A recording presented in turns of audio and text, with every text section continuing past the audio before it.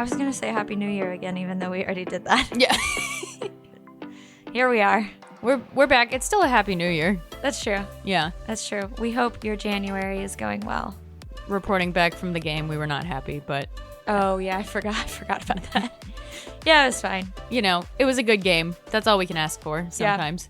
Yeah, it was fine. It was fine. And yeah, now we're as we're recording this, we're 10... what day is it? We're 13 days into January? What? I thought it was the 10th. No, it is the 13th. It is the 13th. It is Saturday, January 13th. Yeah, as we're recording this, I fully thought we were like 10 days in, but we're like almost 2 weeks into the year. Almost 2 weeks. How do you feel 2024 has been so far? Are you asking me or the people? You. I mean, fine. Yeah. I haven't really left my house that much. Yeah. But school starts next week, so, you know. We're on the brink of a freeze in Texas, so. And everywhere. And everywhere, but, you know, in Texas. When you're listening to this, it will have already happened.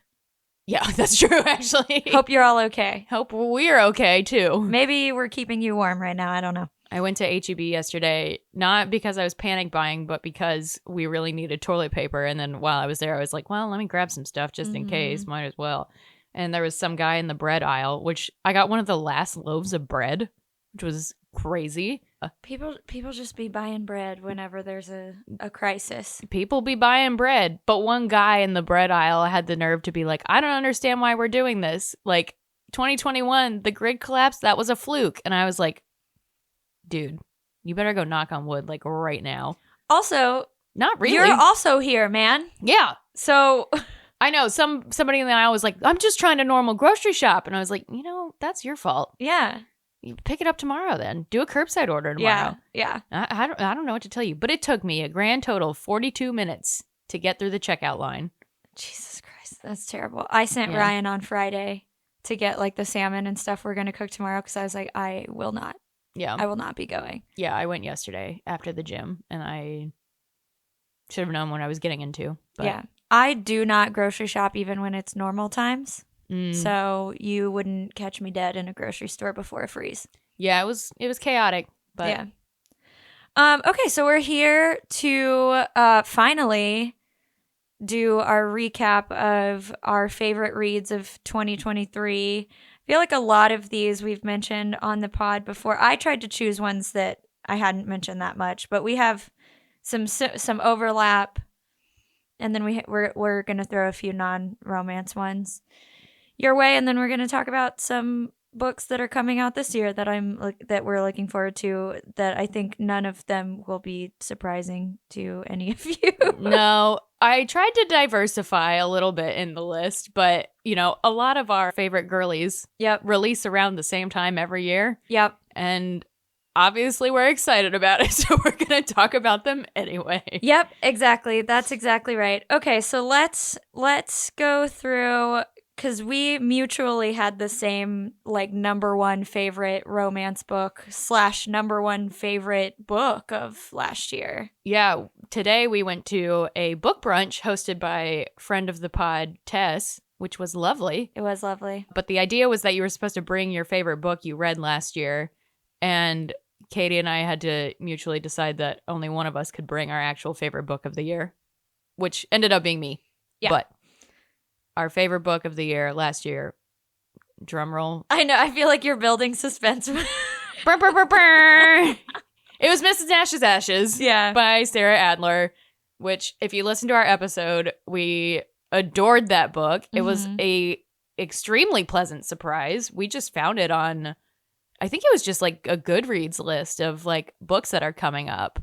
Yeah, you found it. Yeah. I don't know where you found it, but you like flagged it and I was like, yeah, okay, sure. Like, that sounds interesting. Yeah. Yeah. And it ended up being one of the like funniest books I've read in a long time. Yeah, like laugh out loud funny. Yeah. One of the... like a great romance, a great story, just like an overall extremely surprising book with the kind of dual timeline with, I will never get over like finding out Millie was a child star in the book and that it was not in the blurb. I continue to be impressed by that because I think somebody else would have given it away early on. But we loved that book. And if you haven't read it, please go read it. Yeah, it was so good. And we're going to save most of our 2024 looking forward to's for the end, but I'll go ahead and say this one now since we're talking about it. I just finished reading an advanced copy of Sarah Adler's next book, Happy Medium, which comes out in April. April is a good month for the book girlies. It really is. But I think, and I told you this when I finished it, and I finished it like a week ago. Mm-hmm. And I told you that I think I like it better than Mrs. Nash's Ashes, but I didn't know if that was because I had like just finished it. Mm. But a week later, I still think I liked it more. Ooh, interesting. It was so good. It was somehow even funnier. And it's got like a morally gray female main character because she's like a scam medium. Yes, that's right. Yeah, she's like a fortune teller type person, or she's a medium where she like communicates with quote unquote ghosts, but she's a fraud. Yes. And so she's just like scamming people. But her whole thing is that she tries to leave people better than she found them, even if she is kind of scamming them, because she's like, she tries to do an ethical scam. An ethical scam. Yeah, in that will. she's like, you know, this is making people feel better through their grief. Mm-hmm. And so there's an interesting kind of push and pull there, but I've never read a romance novel where the female main character was like that, where I was like, man, I'm like really not totally on board with this, but I get it. I don't know. It's hard to describe. I'm very excited to read it. I had to message Sarah to be like, NetGalley denied me. Yeah, can I can I please have- an advanced copy? And she very graciously got one to me, which was lovely. And so I'm very excited to read it, especially after you texted me and said, I think I like this even better than Mrs. Nash's Ashes, which we have appointed ourselves Sarah Adler's #1 fans. So yes, we're the co-presidents of the fan club. Whenever the next book comes out, I want it in my little hands right away. Yep. Immediately. Yep. If you want to also hear more about Happy Medium, Sarah talks about it with us on the episode where we got to chat with her, which was very fun, and she's lovely. So go buy her books. I now consider her my close personal friend. Our close personal friend, Sarah Adler. Yeah. Yeah, I do. I'm a little worried. I already feel very protective of this book. And I'm worried about the people who are going to not like the main character because she's a scammer. But it's like deeper than that. And I just hope people get that. Yeah. Do you believe in real mediums? No, but this has kind of changed the way I think about them. Oh, interesting. Because I am like, well, if they are making people feel better in their grief, then is it a bad thing? And that's kind of one of the core questions of the book. But I've started to think about it kind of in the way that I think about like tarot cards or horoscopes or whatever, where I'm like, if it makes you feel better about your life or like helps you through something or maybe helps you be a better person, then like, who am I to? Who cares? As long as you're not hurting anybody else in the process, then like, whatever, like do you? So that's kind of how I've started to feel about this. It is hard when it's like, it involves like a monetary transaction, I guess. But I don't know, if people who are going to a medium legitimately believe in it and then they leave feeling better, then maybe it's fine. A existential question presented in Happy Medium by Sarah Adler. There are a lot of them. And there is, may I say, my favorite ghost character in any book. Oh, interesting. Okay. We've read multiple romances with ghosts. I'm starting to realize that this is my bread and butter type of book. Ghost? No, like after liking the Ashley Poston books and what book did I read the other day? I read another one recently that was kind of The Second Chance Year by Melissa Weisner. I read that like last week also. And it's another one that has like a touch of magic. It's like a real fortune teller that she like thinks is a fraud, but it turns out she was real and sends her back in time to relive her year. And And I really loved that book. It's not in my list because I read it this year, but I did really like it. I think that's my bread and butter type of book, is a romance with like a little sprinkle of magic. Just a touch. Yeah, a little sprinkle of the supernatural. Ooh, interesting. All right. You Wow. know, like Yeah. Dead Romantics, 7-Year Slip, Happy Medium, Yeah. and the Second Chance Year. I think that's like my perfect little formula. Interesting. So if you have recommendations, I want them. Yeah. Send them to Katie. Yeah. What was another one you enjoyed in your extensive reading? That's a great segue, because the first one that I was going to mention is a romance with a touch of magic. Wow, look at that. I know. I didn't even plan that, but this was one of the books that kind of helped me realize, like, I think this is kind of I think I'm primed to like books that are like this. Yeah. Which makes sense, because a lot of my favorite like rom-com movies are like this. Like 13 Going on 30 is like this, you know? Oh, that's a good point. Yeah. Huh. Yeah. Anyway, so the book I'm going to mention is This Spells Love by Kate Robb. It was a book of the month, I'm pretty sure. I didn't read it on book of the month. I had an advanced copy of it. But it's similar to the book I just described, The Second Chance Year, but it's this woman gets dumped by her boyfriend. She gets super drunk with her friend and her crazy aunt. Oh. And her crazy aunt is like, let's do a spell to like cleanse this bad ex from our memory.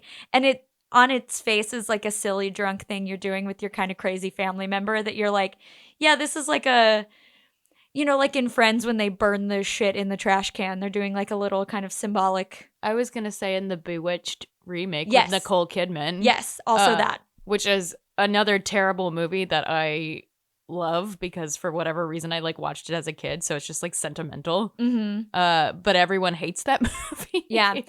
It's one of those where it's like, is it good? No. Did I enjoy it? Yes. Yeah. Exactly. Yeah, it is like that. But so they do this spell, and surprise, the spell is real, and it like catapults the main character into a version of her life where she never dated her ex. But it's actually really similar to The Second Chance Year, now that I'm thinking about it like this.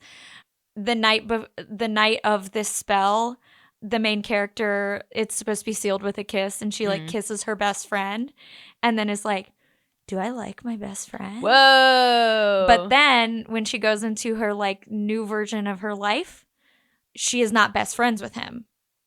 Oh, interesting. They don't know each other. And so it's sort of a like grass is always greener kind of theme. But now that I'm saying that, The Second Chance Year by Melissa Weisner was really similar to this, because she relives her entire year in The Second Chance Year. Yeah. She relives the previous year and is like, maybe bad things do happen for a reason and they lead to good things. So both books have similar themes. All right. I liked it. What about you? Well, none of these are going to be surprises, because basically we always have kind of the same ones that we usually read for the podcast. But of course, Happy Place by Emily Henry was going to end up on the list. Yeah. Even though it is not my favorite Emily Henry book, because this was a tough read for me this year, but it was never not going to end up on the list, because it's still an Emily Henry book, which I love. And so I am excited for her to get back into one that's a little bit more kooky and less sad. Yeah, this one was sad. Melancholy, which, you know, we like a lot of our romances with a touch of melancholy. Look at Dead Romantics and some other ones that we've read. Yeah, that book is sad as shit. Yeah, exactly. Happy Place is sad as shit, but it ends on a happy note. True. It also sent me into both of us into a spiral of career anxiety. Also true. But, sometimes you gotta think, and that's fine. I'm like reliving it. Sometimes you gotta think, and that's fine. Yeah, sometimes you gotta use your brain. But we love Emily Henry, even when she does send us into a spiral. Yep. So, excellent book. I look forward to rereading it once I am not engaged and also in maybe a better headspace. Yeah, that's fair. When I read it, I wasn't doing super well. So. Yeah. I don't think I was either. Spring is tough. Yeah.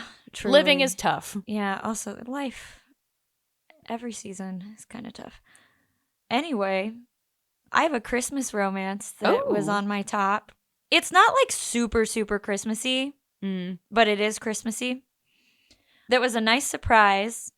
I read it mainly because whenever it is time for holiday reads, I request pretty much every Christmas book on NetGalley that looks even 5% good. Yeah. Just for the vibes.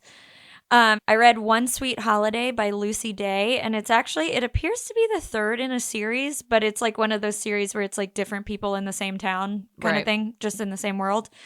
It was super cute. The female main character runs a cafe. Grumpy guy helps her run it. There's like a fake dating. It checks all the boxes. It was just really lovely and wholesome, and it was one of the only Christmas romances that I read this year that didn't just seem kind of like too candy, too silly. The writing was good. The characters were fully fleshed out. It didn't seem like I'm just writing this Christmas romance to give the people what they want. Right. You know, like it was really nice. And now I want to read all the others in the series, and I think they're on Kindle Unlimited. Are they all Christmas? Like, is it a full Christmas series? No, I think this is the only one. The first one is called The Almost Lovebirds, which does not sound like a Christmas book. It doesn't say anything about Christmas. Second one is called Almost Definitely Never, and then this is the third one.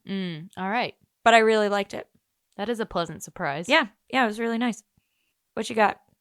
None of these are surprises because we love them all, but Yours Truly by Abby Jimenez. Again, like, she's always going to end up on our end of year list because she's Abby Jimenez and she never misses except her first swing. But that's okay. That's okay. It was the first one. It was the first one. Every other ones are excellent. So Yours Truly was, well, I was going to say it feels different from her other books, but like not quite, because it still does deal with a heavy topic along with the romance. But I was pleasantly surprised with the way the conflict kind of shook out with that one. Love Taxidermy Dad very much. Incredible. We love a good dad character. Yes, and we love a taxidermy animal. Is that when we talked about? Also true. That's the theme. No, we talked about taxidermy with Mrs. Nash's Ashes. Yeah, because of the bear. Yeah, because of the bear. Not with... We could have had a very extensive conversation about taxidermy with... Theme of 2023. Taxidermy. Light sprinkle of magic. Taxidermy. Yes, excellent. We'll put that in our tagline. Yeah, in 2024 we're looking for more books with like just a little bit of magic and not too much taxidermy. Actually, also just a little bit of taxidermy. Just a little bit of taxidermy. Too much is a problem. Which is also funny because I remember I was sitting in First Light reading Mostly Dead Things. Is that what it was called? Yes. Yeah. Which is a book all about taxidermy. Yeah. Yeah. You know, when I finished that book, I was like, did I like that? But you know what? I still think about it. See, I have a couple books like that where it's like, I don't know if I liked it, but I still think about it. Yeah, I certainly like remember reading it, which like is a big deal for me. Right. See, there you go. That's a glowing review. Yeah. I remembered it. I remembered it. And I read that like when it came out, which was a long time ago. I read the first 50 pages. I am noticing this year I am reading like the first 50 pages of a book and then I'll quit. And I need to, maybe that's one of my New Year's resolutions is to get past the first 50 pages. I did that with Practical Magic. I read the full first part of it and then quit. Oh, Practical Magic is so lovely. I know, but the husband died. Yeah. And I got really sad. Have you seen the movie? No. Oh.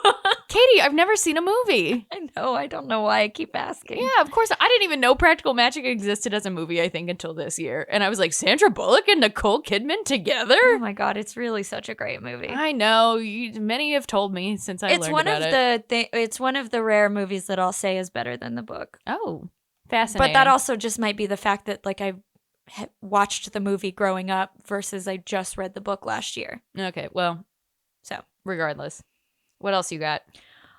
I have a Josie Silver that I think was pretty polarizing from what I remember reading on Goodreads, but I liked it. So I read One Night on the Island, which actually came out in 2022. But you know what? Some of my NetGalley I am behind on. Yes. So It's fine. This is not necessarily books released in 2023. But I read them in 2023. Exactly. So I love Josie Silver because she writes a romance that is usually melancholy, Mm-hmm. but it does not destroy me the way an Abby Jimenez does. Yes. But this Josie Silver book there's a dating columnist who rents like a writing retreat thing at a cabin, and it turns out the cabin was double booked with this other man, and they decide to cohabitate essentially because they're like, well, I'm not leaving and I'm not leaving, so what are we gonna do? Yeah. It gave me like the holiday vibes, but not during Christmas. Oh. Yeah. There's a cabin. It is in the main character is from London, but I think the island is in Ireland. Mm-hmm. But I really liked it. I didn't tell you this, but Hannah, when I saw her over Christmas, was like, yeah, we watched this really terrible Christmas movie recently. It had Cameron Diaz in it and Jack Black. And I was like, do you mean The Holiday? And she was like, yeah, it was awful. And I was like, Hannah. The woman was too stunned to speak. I literally am so shocked. I know, because it is it's my favorite Christmas movie. Yeah. That is so shocking. I know, because I have also watched The Holiday, and I think it's a great movie, and it's got Jack Black as the romantic lead. Cast Jack Black as the romantic lead. Shout out Where's that Super Yaki shirt? That is a Super Yaki shirt. Oh, is it? I thought I just made that up. No, I was about to say shout out to Super Yaki, our favorite purveyors of movie T-shirts. Yes, I wear a film by Nora Ephron shirt all the time. Excellently done. All the time. What else you got? We got 7 Year Slip on here. Mm-hmm. These are joint favorites, by the way. This is what I get to cover because I don't read quite as much as Katey does. Yeah. So 7 Year Slip does have the honor of having a chef character I don't hate. That's true. Which is tough to pull off for me. I usually don't, because I didn't really like What's-His-Face and You Again. Oh, yeah. Josh. Yeah. That was his name. Didn't love him. He grew on me somewhat. Did I like him at the end? Debatable, I guess. But You Again is not necessarily about good people. No. It's about people. Yeah. I would put You Again, perhaps not on my favorites of 2023, but on a list of books that I will continue to think about because of the topics that were addressed in it. You Again was different than my usual romance reading for sure. And I think it's like one of those books you have to realize you're not supposed to like the characters very much. Yeah. Like you want to root for them, but you don't have to like them. I enjoyed reading You Again. The only real problem I had with it, which we discussed in our episode about it, was the ending. And I didn't love that. It kind of took away all the character development. So that was my main critique. But I enjoyed reading it. Yeah. But 7 Year Slip had all of the good melancholy bits with a chef character I did not hate, and also some magical realism that was really interesting. Yeah, speaking of things I continue to think about is how that fucking apartment worked. You can't pull that thread too hard. Yeah, which if you listen to that episode, you know. Don't ask too many questions. Yep, don't question it. Don't. Ashley Poston, while we're here, Ashley Poston has a new book coming out this year. A novel love story. It comes out in June. It is about I'm so excited for this book.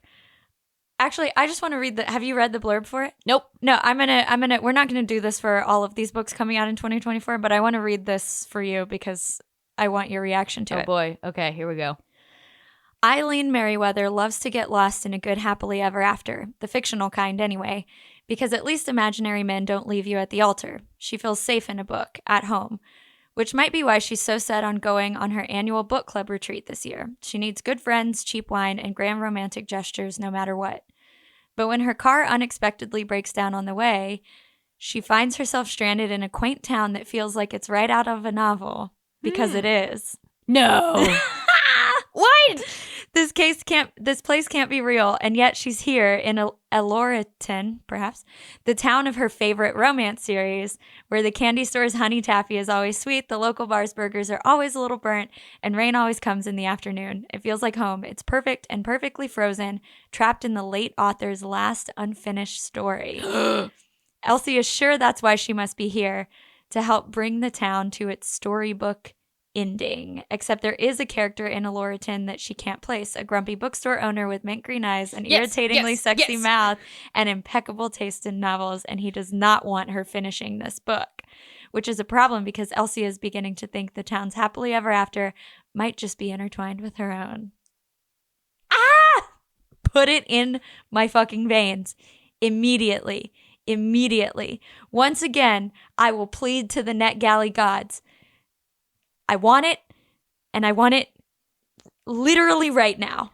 How much luck have you had with Ashley posted on NetGalley? A medium amount. Okay. All right. One of two? Yeah. Actually, no, I've gotten approved for both. Oh, okay. Yeah. 100%. 100% so far. This book is not on NetGalley yet. I'm waiting. I wish there was a way to turn on like NetGalley alerts, like Google search alerts. Yeah. Whew, okay. I'm super excited for this one because I think it might end up being my favorite of the three if it works. You know what I mean? It feels like it's very meta already. Right. It's all of the towns we read about. But I was going to say it feels like the town in 3 Holidays and a Wedding. But, yeah. But you know it's fake. It's fake, yeah. And less Hotel California vibes. I will also say Ashley Poston also has a short story coming out as a part of like 6 short stories that I think are going to be like Amazon exclusives. You know how they do those little batches? That the other 5 are written by Christina Lauren, Abby Jimenez, Sally Thorne, Jasmine Guillory, and Soraya Wilson. So that should be fun. A real who's who. That comes out later this month. Oh, nice. January 23rd. Yeah, Amazon Original Stories. So I will probably locate that. But I had to tell you about this book. Yeah. Wow, can't wait to read that. Yep, that's in June. All right. Which I like that Ashley Poston is on a summer publishing schedule because the other girlies are in April, so we can space it out. I know, our April is real packed. Yeah. We got to really prioritize who goes first. Yeah. Yeah. What are we going to do? We had the same problem last year. I know. All right, what else you got? I have another Cozy Cabin, which is The Sweet Spot by Trish Dollar, which is the book that I brought to our book exchange this morning because I really liked it. This is the second in a 3-book series that I read the second and the third one last year. This one was my favorite of the 3 because it's like this woman who works in like hospitality in Miami gets fired for something that she didn't do. I think she gets fired because like this guy is sexually harassing her and she tries to call him out on it and then he accuses her of some fucked up stuff that she didn't do. Great. So she gets fired. But then she like takes this random job like working in hospitality at this like brewery / hotel on Lake Erie, and she shows up and the brewery / hotel does not exist. It is like under construction. Oh. And the owner is a, grumpy hot man. Yes. So she moves her daughter. She has a young daughter, and they kind of help build this, and they live in his house while they're building out the hotel. And it's lovely. It's really nice. Nice. All right, you've got one more. I do have one more. This is more of an honorable mention for me just because it was super fun. Business or Pleasure by Rachel Lynn Solomon. It's kind of the smuttiest one on here because the whole idea is that it's like one of it's like the sex lessons trope of like, oh, I'll teach you how to be better in bed. Yes, exactly. That's exactly right. So that's what it is. It was cute. It was fun. We love Rachel Lynn Solomon. Another one I read like 80 pages of and then just like got distracted and didn't pick up. So this sounds like a you problem. It not a book problem. No. I'm fully admitting it's a me problem. Yeah. No, this is no fault of Rachel Lynn Solomon. This is one I need to pick back up and start again because I do really like Rachel Lynn Solomon. So no, this is fully a me problem. Yeah. Make no mistake. I'm aware. I'm aware of my flaws, Katie. Okay, so we've got a couple of non-romance honorable mentions on here. We've each got 3. I've read 2 of yours that I concur with their inclusion on this list. Yeah, so the first one, which we both read, was Yellowface by R.F. Kuang, which I know it had some like controversy around it among people who had read it, which I'm not like fully versed in, but Me neither. Katey and I read it. I read it and then you read it right after I did. And it was one of those books that is so uncomfortable, but is good to think about. Yeah. And it was one of the, like, it was probably the first like real page turner I had of the year where it was like, I cannot put this book down. It almost felt like it was turning into a thriller. It did get thrillery. And then kind of goes in another space. Yeah. It was weird. I wouldn't even know what genre to put it in. No. And again, this is a non-romance pick. Don't go into it expecting any romance. Oh yeah, there's not that, yeah. It is like, it's like low-level thriller almost. Like, but it's not like murder thriller. It's it's like suspense. Yes, it is like that's a good way to put it. Yeah. That was also one of the books I think that made me realize like, oh, I actually really do like more suspense thriller because I like romance, there's no twist. Usually there's no surprise, and I think I miss like being surprised by books. And so like Whalefall, which I just finished, I'll throw that in too. Is I started it in 2023. Right. I finished it in 2024, but we're gonna put it in there. Still counts. Yeah, it still counts. Like Whalefall was another one that made me realize like, oh, I really like this genre. And like Whalefall ended up being like kind of gruesome in some ways, but it was a book where I was like, I don't know what's gonna happen at the end. Like, does he get out of the whale? I have no idea. And so it was really good. And like also again, one of those books I think I'll think about. It was also like experimental in a lot of ways, which I do like an experimental book in terms of its like writing style.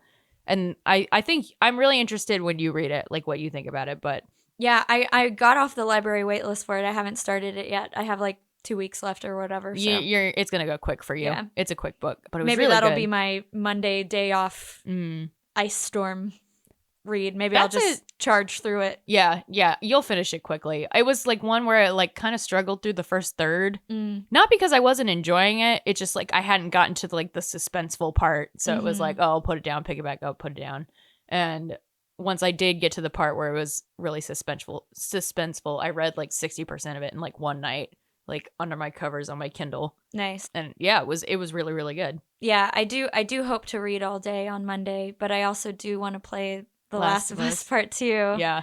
Which I started playing, I don't know, like 6 months ago, I guess. Like last summer. And put it down because I got fucking scared. Yeah. Yeah. And now I gave myself a pep talk on the drive home from the coffee house yesterday because I was like, it is just a video game, Katey. It's not real. It is just a video game. And I made Ryan sit with me on the couch. So, on Monday, Ryan will be out of town. So, depends on how I'm feeling. Yeah. Because I don't like playing it when Ryan's not in the house, even if it's broad daylight. Look, it's a scary game. Even the first one scares me, and I knew what was coming. And I play it with headphones on, and can I tell you that the way a clicker sounds in headphones literally is like making my skin crawl right now. Because in the headphones, it has the like surround sound effect where it's like, it sounds like it's fucking right behind you. No. It is terrifying. It is terrifying. And I played this part of the game on Friday that has, for those of us who are unfamiliar with the Last of Us universe, there are all these different types of zombies based on based on what kind of like phase of infection they're in. And there's this one type that are called stalkers, which in the game you cannot hear them coming up behind you. And there's this thing you can do in the game where you can go into quote unquote listening mode and you can see where all the infected are, or like if you're shooting like humans, you can see where they are or whatever. But you can't do that with them. So they legit sneak up on you with absolutely no warning. Yeah. And I was in this abandoned like office, and I feel like this is going to be burned into my brain for the rest of my life because it was so scary, because I just was not expecting it. And I was like in this office, and I was like looking around the room, looking for my little items. And I turn back toward the door frame, and it's pitch black in there. And I turn back toward the door frame, and I just see it like skittering on all fours across the floor. It had been in the doorway, like watching me, and I just saw it like running away, and I immediately paused the game, threw off my headphones, turned off the PlayStation. And I did that on Thursday, and that's why I gave myself the pep talk on Friday, because I was like, it's just a game. It's just a game. Yep. And I made Ryan sit with me because I was like, you might need to play this part for me if I can't do it. If I can't do it. And he was like, dude, set a bomb put it in the doorway so that it'll explode and you'll hear that it's dead. And I'm like, oh. Smart. And I did that, and it was not scary at all, and it killed the zombie, and it was fine. Well, but I made him sit next to me because I was really scared. I mean, I would too. The show scared me too, and I knew what was going to happen. Yeah. So, and I consume a lot of zombie media. It's a lot. Like, I was playing it last night when Ryan had his friend Andrew over, and like there were parts of it that I was like yelping. Like, they were sitting at the kitchen table playing a board game, and I was sitting there on the couch like, ah! They were like, "This is nice. Wow, yeah, we love this." Anyway, let's talk about. Let's go back to books. Do you want to finish talking about your non-romance, or do you want to alternate? No, I'll finish talking about mine. The other one which was very outside of my kind of like comfort zone, was Wayward, which I got as a book. I loved it. Yeah, I got it as a book of the month.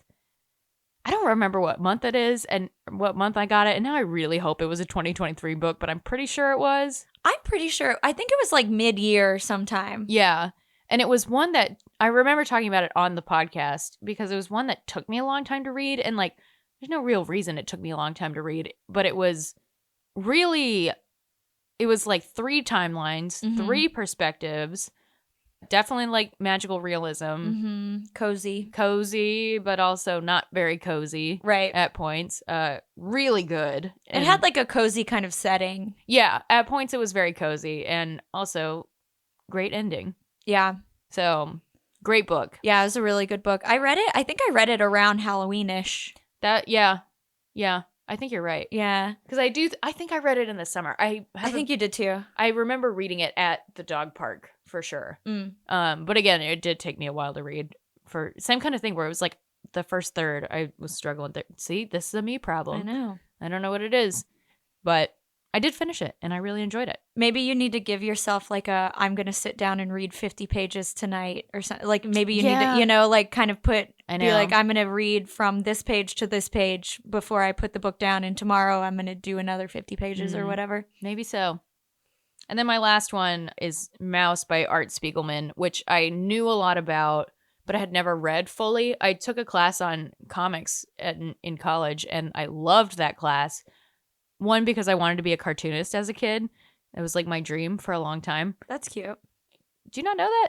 I don't think so. I had a whole book of comics I drew, and that was my dream for like a long time. And Mouse is so influential in terms of comics. So like when I took that class in college, it talked a lot about Mouse, which is it's a nonfiction graphic novel about Art Spiegelman's dad, who's a Holocaust survivor, and his experience. And it's told in a metaphor of the Jews are mice, the Nazis are cats, and there are some other animals. But holy shit, it's real depressing, obviously, because it's the Holocaust.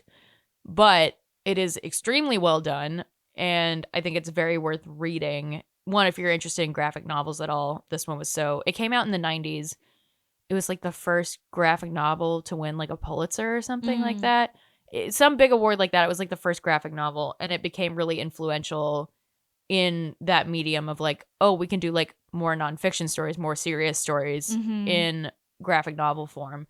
And I've talked about Marbles a lot, which is a book I really like, which is also a graphic novel about a woman who is diagnosed with bipolar disorder and her journey with that. So yeah, Mouse is in 2 parts, and I mean it's rough, but highly recommend it. And I got my copy when I was in France earlier this year, and yeah, it is really good. It's one of those books you think about for a long time. Yeah, I need to. You have the yeah. I need to borrow it from you. You'll read it in a day. That's all of yours, right? Yeah. Yep. My non-romance, I did not put this on the list, but I do feel like it's important to re-acknowledge that I read all of the Sarah J. Maas universe last year, which took up most of my brain space. Yep. And continues to. So I read all of that, which I think is like 16 books or something crazy, and they're all like 800 pages. Jeez. But 3 feet tall. yeah, like that whole bookshelf Yeah. over there. But yeah, obviously those are great. I don't need to tell y'all that those are great. You know. Yep. But I did read this book that I've had on my list for a long time, and I don't know why I never picked it up and why I hadn't heard anything else about it, because I was like, holy shit, this book is good. It's called Girl One. It's by Sarah Flannery Murphy. It's it's sci-fi. I would call it sci-fi. And it's about these women who were all conceived without a dad. Like it's like immaculate conception basically, but via science. And so there are all these original girls, girl one, girl two, et cetera, et cetera, et cetera, that are all now grown women. And they're all kind of like, I guess they're like kind of unraveling all the things that happened to them throughout the course of their lives, because they all lived on this like homestead together with this like scientist who was a man who was like kind of a stand-in father figure for them. And interesting. It's really interesting. And it's pretty suspenseful. And it was definitely a page turner where I was like, I don't know what is gonna happen. I really liked it. And it was one of those books that when I finished it, I was like, why were more people not talking about this book? Yeah. Because it was very good. So yeah, I really liked that one. I also want to mention my cemetery book that I really enjoyed, that I think I talked about on the podcast. I don't remember. But it's called Over My Dead Body, and it's by Greg Melville. And basically, the author it's about cemeteries, and each chapter is sort of like essay style set on a different cemetery somewhere in the US.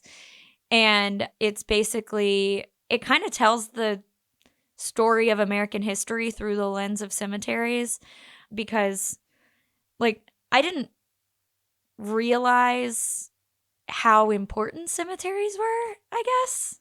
Yeah, I guess you don't really think about it. Yeah. It's just kind of a fact of life.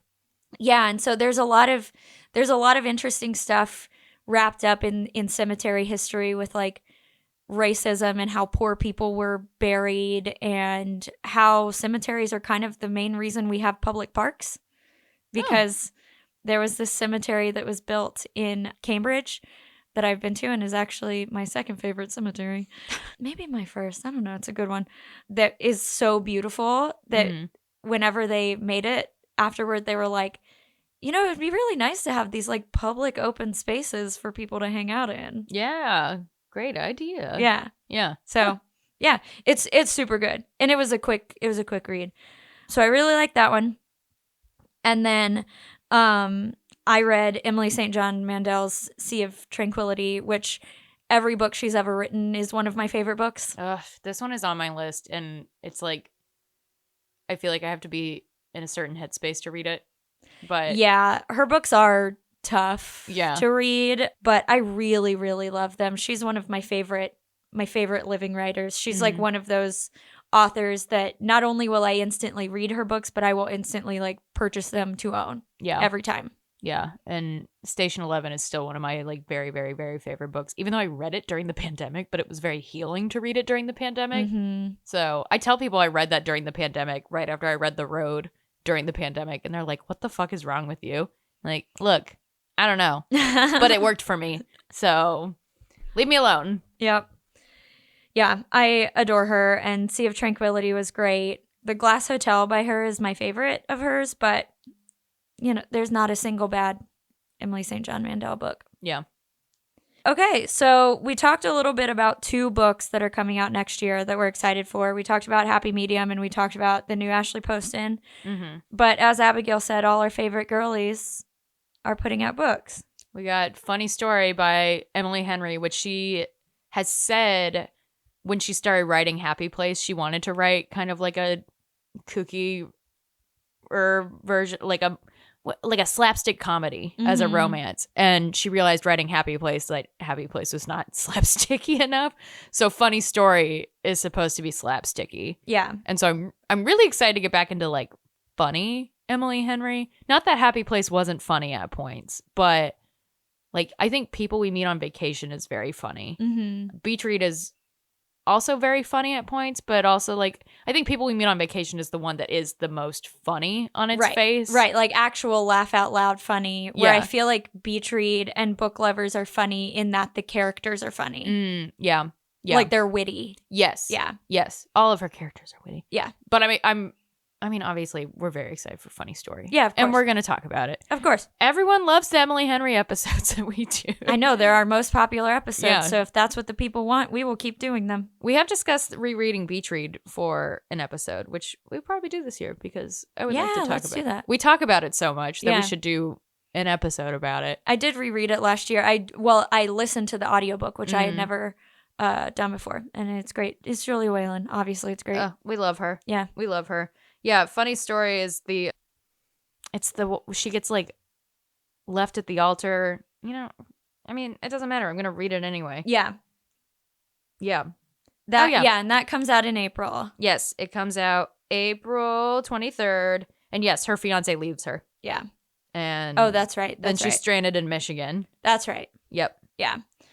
Also in April is the new Abby Jimenez, which kind of sounds like it might have a touch of magic, but not like magic, Mm-hmm. because the guy is basically like Good Luck Chuck. Do you remember that movie? Yes. A movie I haven't seen. But No. but you know the concept. I have seen Good Luck Chuck, and I saw it like a couple years ago. Oh, that's weird. I know, isn't it? Yeah, I saw it when it came out, the normal way. Yeah. Well, I was a child when it came out, probably. I think I was in high school. So I was a child. Yeah. But the idea is that this guy, every girl that he dates then meets their soulmate right after they break up. So it's not like magic, but it has kind of this like beyond reality kind of feeling. Right. So yeah, they have like a summer fling, and Reddit plays a part in this. I know, book. which is interesting. Yeah, same thing. I'm always going to read an Abby Jimenez every single time. Oh, I was going to say, I couldn't remember if this was in universe of the rest of them or it's set in Minnesota, but I don't think this is a character we've met before. Emma. She's a traveling nurse. So I assume we will interact with the other characters again. I assume it's in the same universe. But I don't think we've met her before. Yeah, and I will say that on Storygraph, so far, it has a 4.84 rating. Man, she just gets better and better. Never misses. Yeah, Except the one time. That's okay. Yeah. First swing, that's all right. Yeah. Practice swing. Yeah. Yeah, so I am super excited, and I got approved for the advanced copy like a few days ago or last week or something. Oh, so nice. I'm just waiting for the opportune moment. Yes. Maybe that's what I'll read when it's freezing. A summer book. Great idea. I don't know if that'll make me feel better or worse, though. I don't know. I could try it. You could try. See how it goes. What else we've got? We already talked about Happy Medium. We've got Here We Go Again by Alison Cochran, All the girlies. who wrote one of my favorite Christmas books, Kiss Her Once for Me, which we did last year for the podcast. Or did I just read it? You just read it. We didn't do it for the podcast. That's right. We just read it. Yeah. It was a book of the month last year in December also. In And- 2022. In 2022. Yeah. Sorry. We're in 2024 now. We are. But I loved Kiss Her Once for Me. It was very funny and also sad and melancholy, but you know. Mm-hmm. And I liked Alison Cochran's first book, The Charm Offensive, a lot as well. So I'm excited for this one. This is a road trip one. Nice. It actually reminds me a lot of that Bridget J. Morrissey book that I really like. 1,000 Miles. Yes. I almost brought that for our book exchange thing today because I really loved that book. I did too. And I ended up purchasing the summer camp one and then not reading it this year. So now I got to wait till next summer. But yeah, this is a one about two friends who were best friends all through childhood. And then an incident the summer before high school turned them into bitter rivals. After graduation, they went 10 years without speaking. Like, Love damn. it. All right. Also, It does feel really similar to Yeah. the And Bridget J. Morrissey. yeah, they still live in their small town and they have to go on a road stuffed into the gayest van west of the Mississippi. That's funny. They go on a road trip with their beloved former English teacher. So Oh, cute. Here we go. In a very gay van, it says. All right. We're in. So, I'm in. Oh, you can pre-order a personalized signed copy Ooh. off of Allison Cochran's website. Ooh. So, We're also getting what appears to be the beginning of a new Olivia Dade series. Real ones know how I feel about the Spoiler Alert series, which is among my favorite series of romance novels. I was talking about before we started recording that the NetGalley powers that be in charge of Olivia Dade's camp never approve me for her books. So I don't have hope that I'm going to get to read this one in advance, but it comes out next month, so I don't have to wait that long. It's called At First Spite. And basically, this woman moves into a house in between her ex and his brother. mm-hmm. And she apparently falls for the brother. Yes. So I love Olivia Dade's books. I love them. They're like the perfect, like, cutesy, but also like sexy combo for me. Does he look like Mr. Big? He does. Oh, yeah, he kind of does. On the cover. She's cute. She's very cute. All right, one more that we're excited for. Yeah, this one is from Yulin Kwong, and it's called How to End a Love Story, and it's the person who adapted People We Meet on Vacation and who is directing Beach Read, the movie. Yeah, so it's her debut novel, which is very exciting. I'm going to go ahead and read the blurb for this one. I must say, before you do that, it has been blurbed by Carly Fortune, Tessa Bailey, Lana Harper, Kate Claiborne, Alyssa Sussman, and Colleen Oakley. So, excellent. Well received by authors that I like. Yes. Okay, so since this is her debut novel, I'll just read the blurb for this one. Helen Zhang hasn't seen Grant Shepard once in the 13 years since the tragic accident that bound their lives together forever. Now a best-selling author, Helen pours everything into her career. She's even scored a coveted spot in the writer's room of the TV adaptation of her popular young adult novels, and if she can hide her imposter syndrome and overcome her writer's block, surely the rest of her life will fall into place too. LA is the fresh start she needs. After all, no one knows her there. Except Grant has done everything in his power to move on from the past, including building a life across the country. And while the panic attacks have never quite gone away, he's well liked around town as a screenwriter. He knows he shouldn't have taken the job on Helen's show, but it will open doors to developing his own projects that he just can't pass up.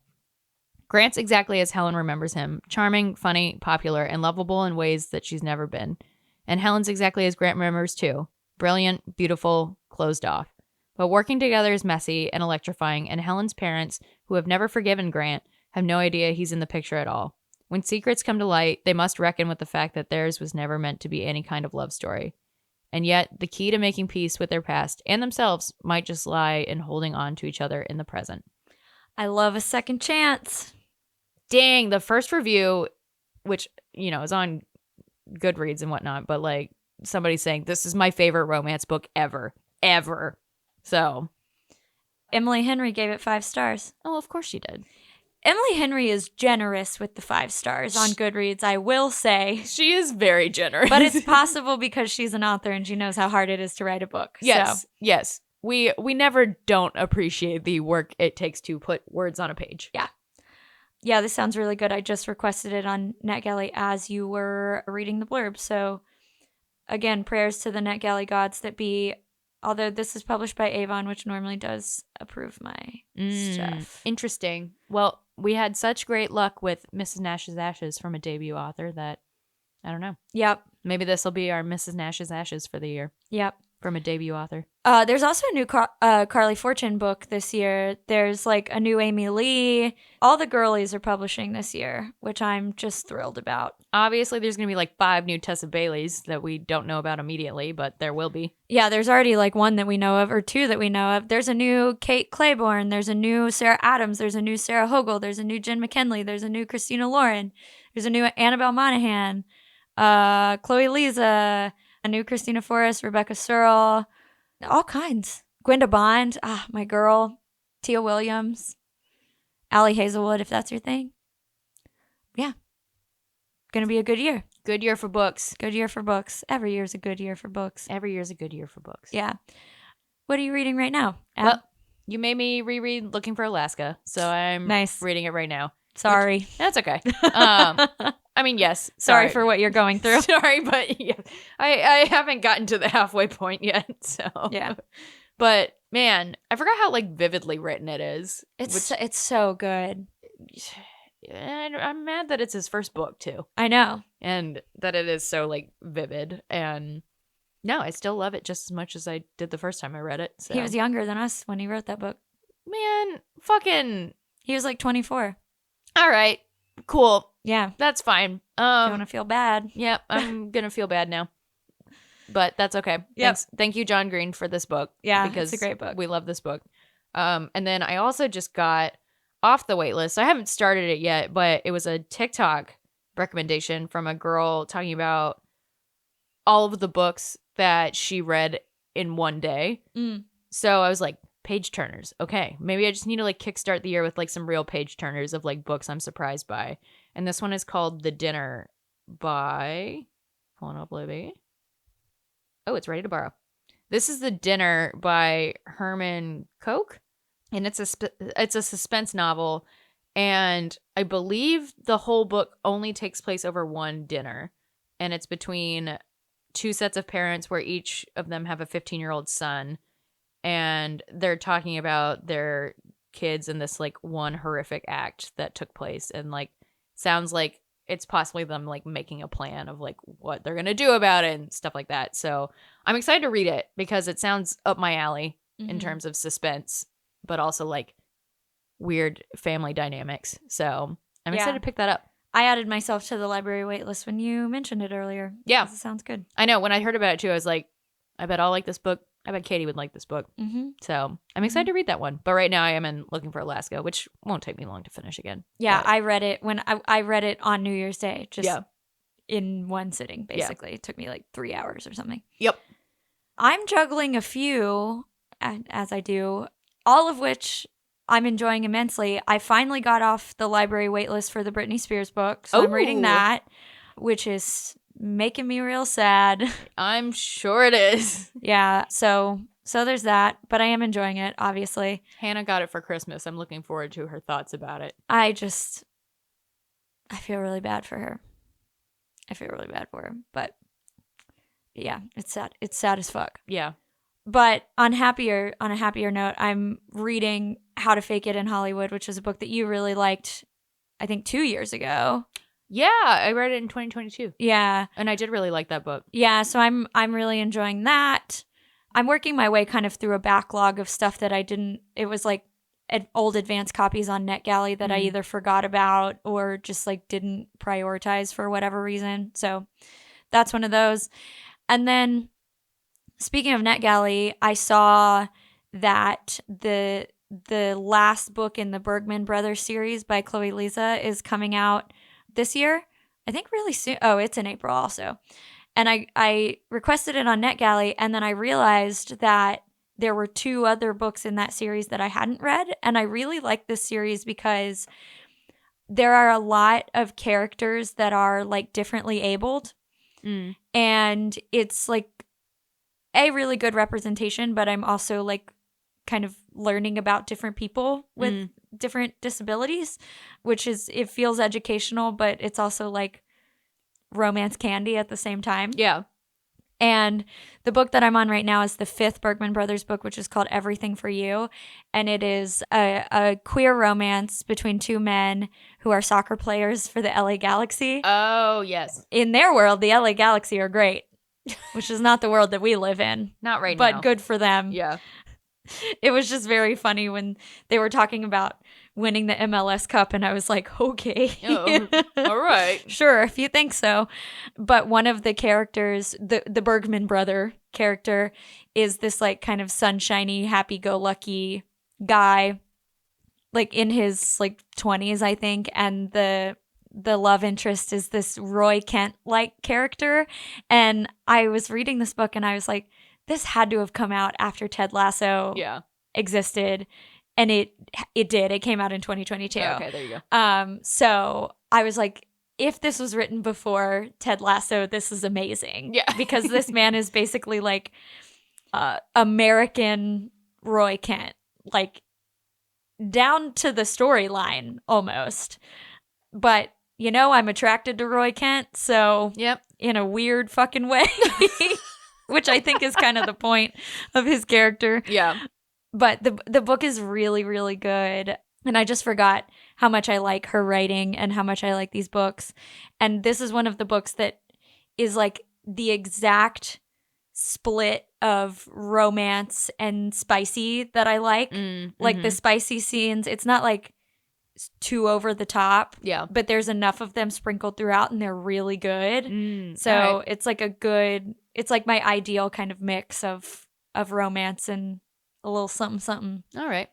So, and I'm listening to the audiobook, which I don't normally listen to fiction audiobooks, but they didn't have the ebook at the library, so I was like, all right, I guess I'm listening to it. All right. So it's Nice. very good. It's a really good series. If y'all haven't read it, there are apparently now 7 books in it though. So go with God. Have fun. Yeah, Lots of books. yeah. Well, cool. Well, our next book that we're reading is one of the books we talked about for holiday romances that we were looking forward to, but it is not a holiday romance. It is just a winter. We have been reassured that it is not too holiday. Yeah.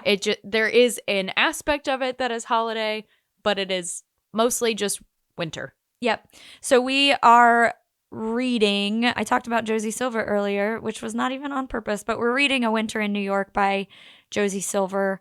And as we've said, Josie Silver is an author that we really like. And so I think we're going to like this. Our friend Tess, who hosted the book brunch today, said that she really liked it. And I see that she gave it 4.5 stars on She Storygraph, which we learned today that she is stingy with her stars. So yeah, she said it was a 5-star read for her. So I wonder if she, I don't know, maybe she's rounding up, maybe. Yeah, maybe. Yeah. I don't know, but she really enjoyed it. She said it made her sob. So looking forward to that. Yeah, so go ahead and pick that one up. Hopefully you did for Book of the Month. Maybe you even already read it before we did. Oh, yeah, true. I forgot it was on Book of the Month. I didn't get it for my Book of the Month because I have it on NetGalley, so I'm going to read it there. But I'm excited to read it. I am too. Can't wait to cry. Some gelato drama. Yep.